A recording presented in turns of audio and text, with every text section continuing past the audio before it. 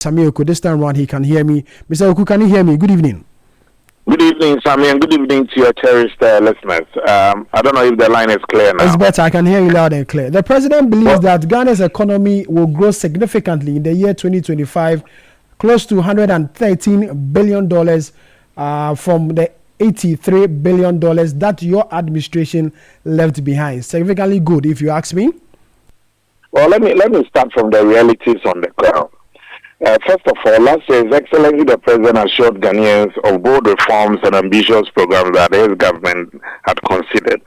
1 year on, the evidence shows that out of the 112 commitments, only 43 have been delivered by the NDC government led by President Mahama, and that constitutes 38%.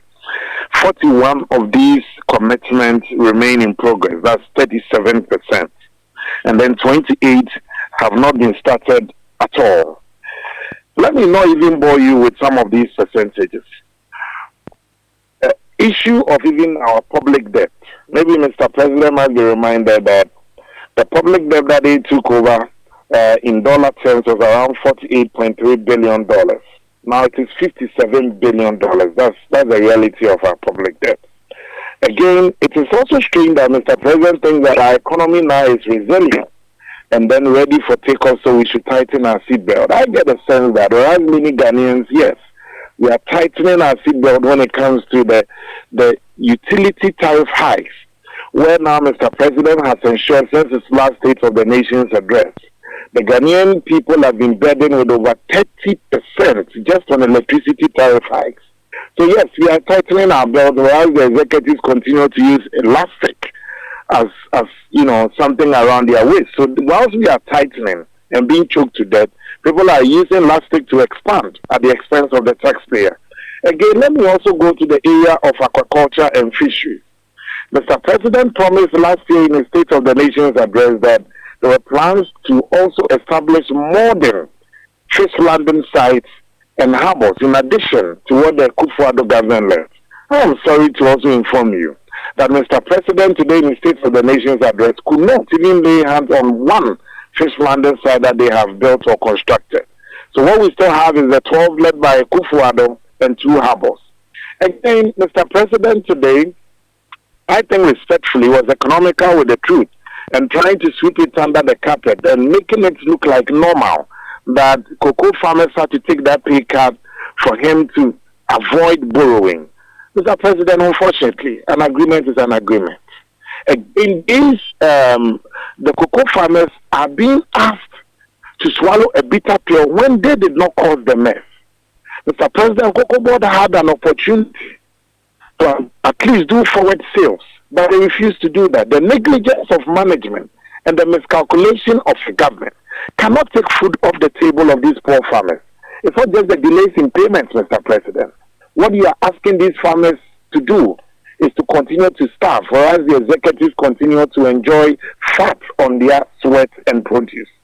Again, what you are also asking these cocoa farmers to do is to endure their inability to pay their kids' school fees.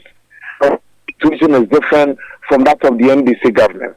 I was also surprised to hear Mr. President say that they have created 1 million jobs in the system, whereas NDC food soldiers are crying every day on social media, on their WhatsApp platforms, and doing phone text messages and callings. And you clearly could see that if these 1 million jobs were present, would they have lost 6 young Ghanaians who, out of frustration and desperation, had to queue at 1 a.m. just to be able to be enlisted into the security agencies. I'm not too sure who is giving Mr. President these figures as well. But Mr. President, on the issue of even youth employment, your flagship Ejumaria program that you launched with fanfare, but the actual disbursement even businesses has not been confirmed. Today, Mr. President said that they have started disbursing to these businesses. Interestingly, the National Apprenticeship Program that enrolled 10,000 youth, yet stipends for their master craftsmen and apprentices remain unpaid. Majority of them. If the same government is telling me that even 10,000 is struggling to pay the stipends for the master craftsmen and apprentices, and this government is telling me that this year I'm going to take 100,000 of young people, it's like you're trying to play on our minds. Felix Kwachiofu, who speaks for Mr. President, says that they were going to construct 600 chips compounds, health facilities, 600. Today, when you ask him, he tells you it wasn't his policy, it was government policy. But he's part of government and speaks for government. Today, in excess of 100,000 young Ghanaians, by the stroke of a pen, lost their jobs by the appointment being terminated by the Chief of Staff under the instruction of Mr. President. So, President cannot be detached from these realities. So, the state of the nation today is one of misery. The state of the nation today is one that the young Ghanaian continue to hope for an absolution that never seen coming. The state of the Ghanaian people today is a situation where young and middle class people, households and consumers are struggling to even pay for these high utility tariffs, electricity. But Sammy, on the just a 30-second thing. The president cannot have a 24-hour economy when people cannot pay for electricity. How are you going to have it? And still the electricity is unreliable as we even speak. So we are going to debate this SONA next week. There's a lot of meeting there for us to nibble on and chew. And the minority today, the minority leader also reminded Mr. President that not to forget the hardship per each liter of fuel that you purchased since last year. The president of John Dramani Mahama benefits 1 cedi per liter. Per liter. These are the realities, and that is the state of the nation today. Let's go back to the cocoa issue. Now we know that neighboring Ivory Coast has also embarked on a similar, exercise that government embarked on by reducing the prices. So now it's not unique to Ghana. It looks as if it's cutting across. And so why would you still want to hold on to such? This government has told fidelity to that principle that international factors should not restrict our ability to dream higher. This government is one government that has shied away from the fact that what is due the Ghanaian people must be given to them. I don't know the situation in Ivory Coast you are telling me. Number two, the reasons given by the Ivorian government has nothing to do with their government's inability to do forward sales. So we need to get that narrative right. And we shouldn't be confused at all by the NDC's propaganda machinery. So I'm still on the line. Let me go on and speak to Atta Issa. He's a member of parliament for the Saranu constituency and a member of the finance committee of parliament. Issa, good evening. Thank you very much for your time. Issa, can you hear me? I'm afraid Atta Issa is not on the telephone. Let me go back to Sammi Awuku. But Sammi, in general, from all that you said, at least we've seen some significant steps taken by government to, first of all, bring down inflation, which members of the minority have raised issues with. We've seen stability of the local currency, which is the cedi against the dollar. And so a lot of people will say that comparing these things compared to... a minute. Comparing this, the current happenings and what used to prevail under your administration, you should give this administration some credit. So on the stability thing that you spoke about and the inflation matters that you raised, I really want to get your line of questioning so I can also help you out. If you take 2024, if I can also help you out there. Hello? I can hear you, Sammi. Okay. A tin of milk, let me even use just Carnation milk. I'm not advertising for any company. Increased from 2 cedis in 2024 by close 2024 to 205 cedis. That's 2.5%. Under a government where you are telling me inflation is low, and under a government where you are telling me there's price stability. Again, if you take a bag of maize, if you take a bag of rice, let me also be clear to you as well that you haven't relatively seen a reduction. Again, let me take even internal flights today. These airlines, with the greatest of respect, they cannot just sit down and they want to just burden the Ghanaian people, so they will just increase. The lower end fare rose from 975 cedis, let me just take from Accra to Kumasi, to 1,246 cedis, marking an increase of 27.8%. So what is the government talking about? What are we talking about today? When you go to purchase household consumables, the Ghanaian people are struggling. And the reality is that people should not underestimate the anger in the system. Look at the issue of rent affecting the middle class. If you take a ball of kinky today, so it ranges from 5 to 7 cedis, but the size of it has decreased, even though the price range remains the same. So we definitely have a situation at hand. And I strongly believe that this is something that the government must sit down and ask itself what is going on. As at December 2025, coconut oil 1 liter was 40 cedis. Today, as we speak, February 2026, a 1 liter of coconut oil is 90 cedis. Okay. Let me give you bread. A loaf of bread, in fact, in many of these outlets, as of December 2025, was 10 cedis. Today, it's 35 cedis. Sammi, I don't know where you shop, but the Ghanaian people will be very interested to see where you shop. Maybe we can get a reduction in some of these items. So the reality is that what the government is quoting, the miracles they are performing in their heads, there's a complete disconnect between what people are enduring, going through, and how household income has completely eroded. Okay. With what the government is trumpeting. Okay, Sammi, just hold on for me. Let me go to your other colleague on the other line, member of parliament for the Sanugu constituency, member of the finance committee, Atta, good evening. Thank you very much for your time. Your friend and colleague in the minority side believes that all these achievements on paper does not reflect the reality on the ground, and so Mr. President and the administration should come again.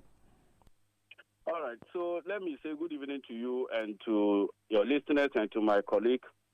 I think that for listening to Honorable Sammi Awuku just tells me that it is only in the media that this can be spoken to. You don't speak without substantiating it to anything. In economics or in finance, everything that you present must be anchored or backed by something. In any case, doing these type of elementary comparisons, saying that a tin of milk was this in 2024. That's not how they do analysis. Nobody said Ghana is experiencing deflation. If you understand basic principles of inflation, I don't think this is the type of argument that we should be seeing. If they said an inflation rate is 3.8%, it does not mean that prices of goods and services will fall below that of 2024. That is not the meaning. And I think that as members of parliament, we should be a source of information and not disinformation. Now, coming to the point of the 2026 SONA, it is regrettable to say that having listened to the president for 2 good hours, this is the type of response that we are getting from the minority. And I will demonstrate the emptiness in the arguments that my colleague is making.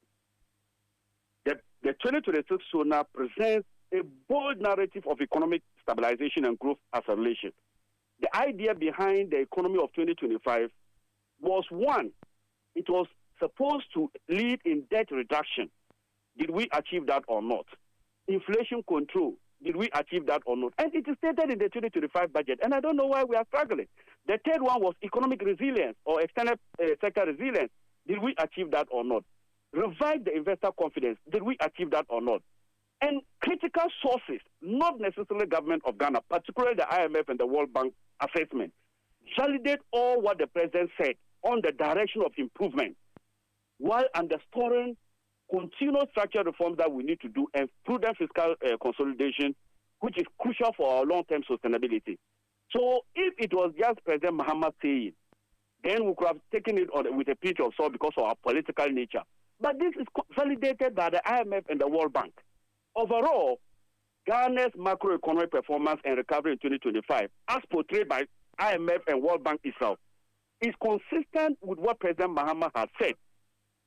Now, I would dare say that President Mahama has departed from the usual State of the Nation address that we are used to, because this message that he delivered to Parliament was provided in response to a comprehensive report on the scorecard of the NDC in 2025. The party was voted in for 4-year mandate, and he took his time to outline a dramatic recovery from the deep macroeconomic difficulties we inherited in 2024. The key pillars, let me say, was recovery from the fiscal and debt issues You cannot borrow as president in 8 years. You borrowed more than 13 other presidents in the history of this country combined. From Nkrumah to that of JDM1, the total public debt of this country was 122 billion as validated by the Auditor General. You move it from 122 billion Ghana cedis to 726.8 billion Ghana cedis. 6 times combined the 13 effect of all presidents. Yet, after this ballooning public debt of 726 billion, you restructured an external debt component of 3.4 billion United States dollars and domestic debt of 200 billion Ghana cedis. Combined effect would have meant that Ghana's public debt would have been hovering close to 1 trillion Ghana cedis. This is the type of people that we are talking about. All of a sudden, you have become so intelligent and so good that you offer superior suggestions to the NDC. You left this country with a multi-poverty dimension. 2.3 million Ghanaians could not afford 1 square meal in 2024. Incidents of poverty, 4 out of every 10 Ghanaians were poor. Fuel purchases, my brother is talking about that every fuel you purchase, President Mahama takes 1 Ghana cedi. At least, a fuel is sold for 10 point something Ghana cedi. It's better than 17 Ghana cedi when you were not taking one Ghana cedi on each liter you purchase. So for me, President Mahama clearly demonstrated the pre-inauguration economy, which was burdened with unsustainable public debt levels. We had an inflation of 23.8% that demonstrated the dwindling fortunes of the consumables of human beings. Human savings was reduced by 23.8%. Businesses created an unpredictable business environment, and that is why industry grew by negative 2.2% in 2024. We were also experiencing sharp currency depreciation. You cannot inherit an economy with exchange rate 4 cedi to $1.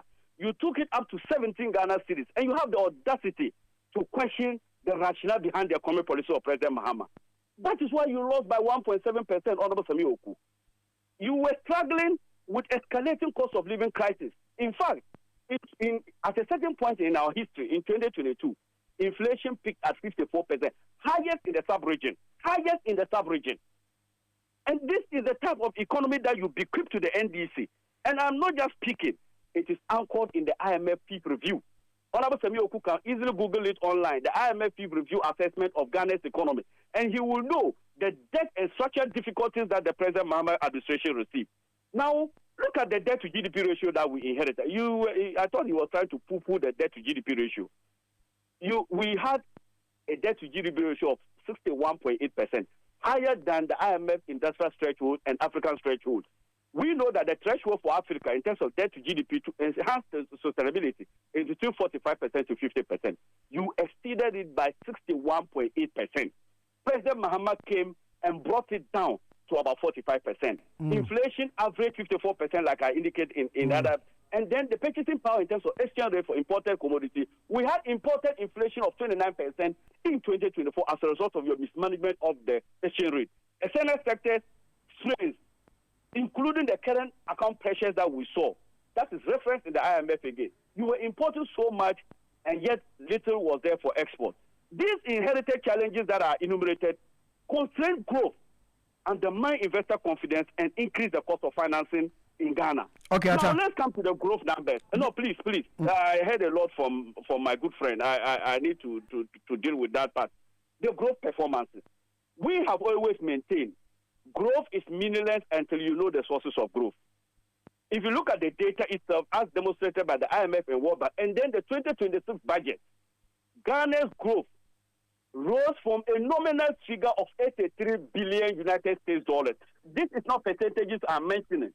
Nominal growth of 83 billion Ghana cedis in 2024 to $113 billion.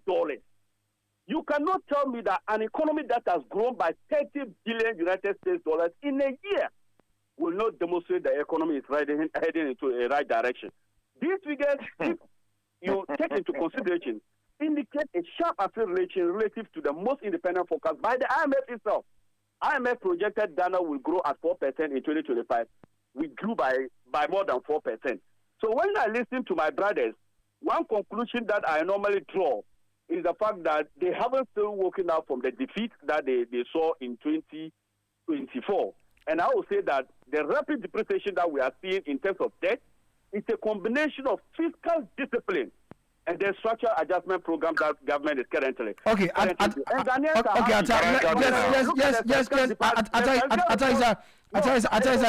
just hold on. Sammi, Atta is of the belief that the minority has no moral right to talk about the Ghanaian economy, considering what you left behind.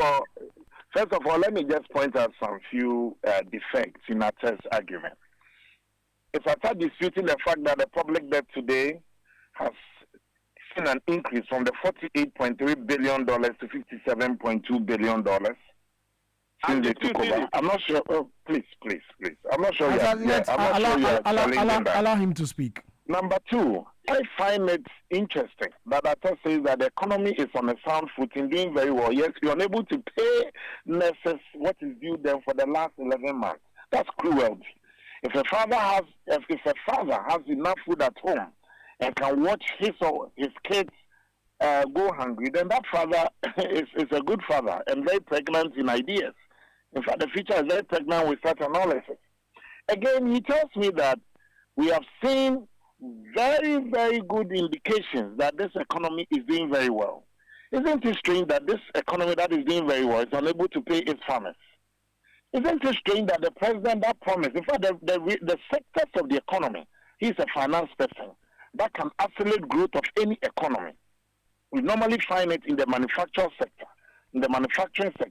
the agricultural sector. These are very key areas. And so if as a government, even the gold reserves that we left for you, you have sold 50% of it to shore up the city. And so you are telling me that it's disingenuous on my part to give you the prices that maybe you haven't paid attention to. And these are things that goes to the core of the human survival and the Ghanaian survival. The prices of goods. These are what people consume. People do not consume figures. They don't consume figures.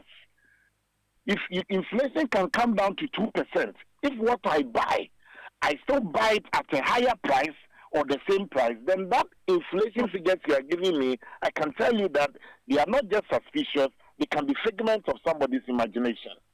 What you will commend the NDC for is their consistency in inconsistencies. Because whatever they promised in the State of the Nation address last year, in fact, Mr. President, as I said, 112 commitments of what we will do this, we will do that, we will do this, we will do that. Out of that, I can tell him on authority and state without any fear of equivocation that only 43 out of the 112 commitments were honored. 41 remain in progress. And 28, they haven't even started at all, but they will tell you plans are far advanced. One thing that I'll give them credit for is the Instagram kind of economy that they are running, where on paper things look good. In reality, people are struggling. So I understand these are my colleagues. And today I was happy to see them wear white, because that they are mocking the Ghanaian people at a time that many are grieving. At a time that when you buy electricity today, even though since the last time the president came to address us in 2025, the consumers of electricity are now paying 30% more on paper. But in reality, it's over 100%. You have Usain Bolt kind of tariff hikes. And somebody is telling me that things are good. No problem.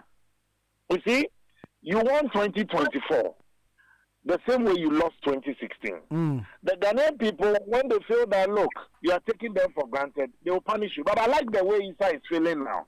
He's feeling just as we felt some time back. And I hope to see him in 2029 when he calls to congratulate us. That even though you warned us and we didn't listen, we hope you guys will do better and just by the Ghanaian people. Thank you. Mr. Awuku, thank you very much for your time. Atta, just wrap up for me. Okay, so I think that there are a lot of misinformation. First of all, there is no record on the fact that 42 out of the 112 commitments that we made has been achieved. Only 42. Let me refer Mr. Sammi Awuku when he sits down at the fourth review of the IMF. On page 9, the IMF stated that the 2025 budget, as presented to Parliament by the Minister of Finance in 2025 April, has 82% budget execution rate. So if you have several commitments in the budget and you achieve 82% of the commitments, How can you say that 42 out of 112 commitments have been achieved? So you see that those type of dishonest conversation, I don't like it. Number two, there is no also evidence that nurses who have been employed genuinely haven't been paid for 11 months. This is a type of politics and sensationalization that they keep on hammering just in a bid to settle, to secure the views of the people in favor of the MPP. But it will not wash. Now let's look at the agri sector. He said that the agri sector, which is which is a major state of the Ghanaian economy, is not growing. In 2024, agriculture sector grew by 2.6%. Currently, as we speak, agriculture sector is growing by 6.1%. In fact, that is what demonstrates the food glut we are experiencing in Ghana. Because there is so much food to supply, yet the demand and supply forces in the market are not agreeing to the price, and the price has come down because of the general performance of the Ghanaian economy. Now, gold reserves. I keep on hearing them say that government depleted 50% of our gold reserves. That is also what they don't understand. Every country in the world uses one natural resource or the other to make sure that it becomes the substitute of their legal tender. The financial market is regulated by the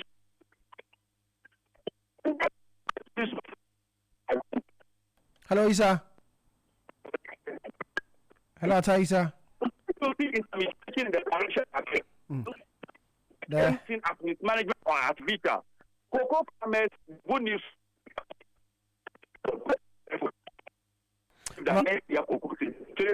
I tell you, your line is breaking. I'll be glad if you can reposition yourself, because I'm getting a terrible feedback here. I hope I can respond to the cocoa issue. Hello. It is important. Can you hear me? Yeah, just wrap up for me in 30 seconds. It seems the line is better now. I'll do it in 30 seconds. Ghana's cocoa sector, we all know that it is a very robust sector that helps in rebuilding our farmer capacity and repositioning cocoa board. However, it is important for Ghanaians to know that by January 2025, cocoa board indebtedness had reached approximately 32.9 billion Ghana cedis, alongside declining production, and it eroded the equity position of our country, making it difficult for government to even spend more money in purchasing what they don't have. Now, if you look at the forward sales the MPP did, and that is why we cannot pay cocoa farmers what we don't have. Let me tell you in 10 seconds.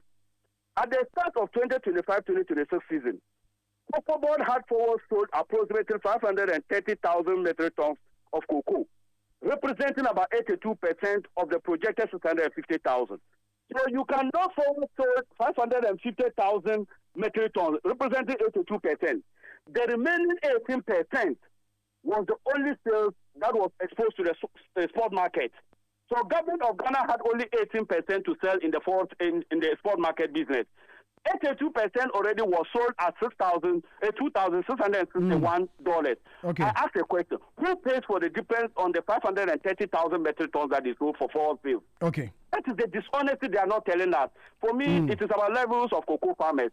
I know that temporarily nothing will entice them until they get full payment. But the truth of the matter is that from 2025 to 2026, thank you. We're running out of time. Thank you very much for your time. Ata Isa is the member of parliament for the Sarunu constituency and a member of finance committee of parliament. Earlier, you heard Sammi Awuku. He's a member of parliament for the Ekuapem North constituency, having a debate on the president's State of the Nation address delivered to parliament earlier.